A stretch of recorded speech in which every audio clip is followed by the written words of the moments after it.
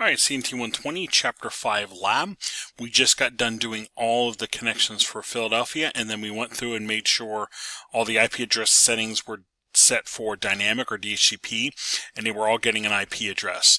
If you haven't done it recently, save your packet tracer file so you save your progress.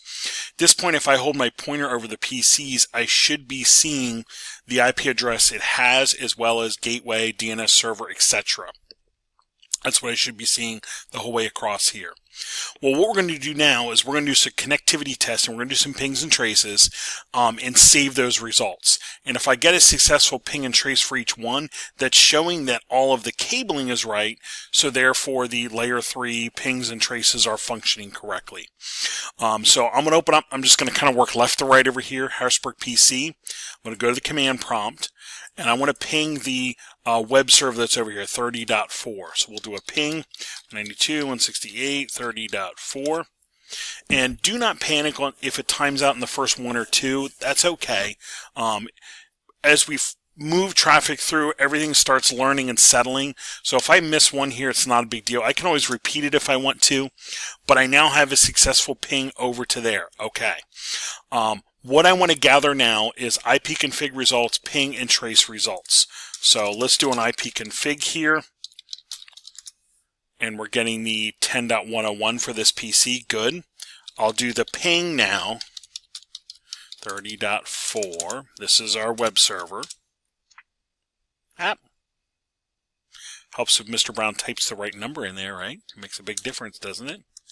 There we go. Look at that. And then I'm going to do a trace to that as well. Trace RT. Trace RT 192.168.30.4. And it's showing the first router, the second router, and then the web server over there. So now I'm going to start gathering my results. Let me put in a notepad file here. And I'm going to start putting results in here as I go. So let's put a note up here at the top. This is CNT120, Chapter 5 Lab. I'll put in here my name, Mr. Brown, and I'm going to say Harrisburg PC1 results. And then I will slide that over. I'll come over here and I need the IP config. So let's grab that first. That's all I need. I don't need the Bluetooth part. So right click copy. I'll paste it over here. Here's the IP config. And then I need the ping and the trace. So down here was my ping. And then there was my trace. I'll right click copy that guy. And then I will paste that in. So there's my Harrisburg PC results, IP, ping, and trace. And I'm going to repeat that for all my devices as I go across. So let me do a file save as on this. I'm going to go to my Chapter 5 Lab. Right now I have it on online. That is, and we'll call this CNT120 Chapter 5 Lab. And I'll just put my name here. That way I know it's mine versus somebody else's. There we go. So there's the Harrisburg PC. Now we do that Harrisburg Laptop 1. IP config. We're getting a 10.102. It's unique. It's not the same as the other one. Ping 192.168.30.4. There we go. And then we have a trace route 192.168.30.4. And I'm getting router, server, if you will. I'll highlight all of this. Right click copy. Come into my text file and I'll put a note here. This is Harrisburg Laptop 1. That way you know which one this is. And if I want to, I can delete the Bluetooth out of here just to make it a little bit cleaner. But it's not going to hurt if you leave it there. So there's the next laptop, or the next device. So now we're going to do these two, and that's, again, checking that I have this connection here done correctly. So IP config, 10.103, ping 192.168.30.4. So I'm getting the web server, and then I will trace the web server. Trace RT to 168.30.4. And I'm getting router, server over there. And I will highlight these guys. Copy. And this is my Harrisburg PC 2. So I'm putting a label there so I know. And there again is the IP config. I'll get rid of the Bluetooth out of there. There's the ping, and then there's the trace. So the only thing left is Harrisburg Laptop 2. IP config again, 10104. Okay, again, another unique IP. Ping my web server. And then I will trace the web server. Okay. So that is all functioning as well. I'll highlight all that, copy that, and I will paste that into here as my Harrisburg Laptop 2. And paste that in. And again, I can get rid of that Bluetooth if I want to clean that up a little bit. So there's the Harrisburg side of my network, all functioning correctly. We're going to repeat the same process on the Philly side. On the Philly side, what I want to do is I want to trace to a workstation like 10.101. This over here, I think, is the 10.101. It is perfect. If not, I could use 10.102 or 10.103. But I want to make sure I have a connection going this way now. Okay, so the Philadelphia PC, we'll do IP config again. We're getting a 3175. Yes, 30, because this side of the network's 30. Over here is the 10 subnet. This is the 20. This is the 30 over here. So we're getting a 3175. Makes sense. We want to ping 192.168.10.101. That is this PC over here. And we got it. And then we're going to do a trace to that same IP, 10.101. And we should get the 30 router, the 20 router, and then the 10.101 workstation.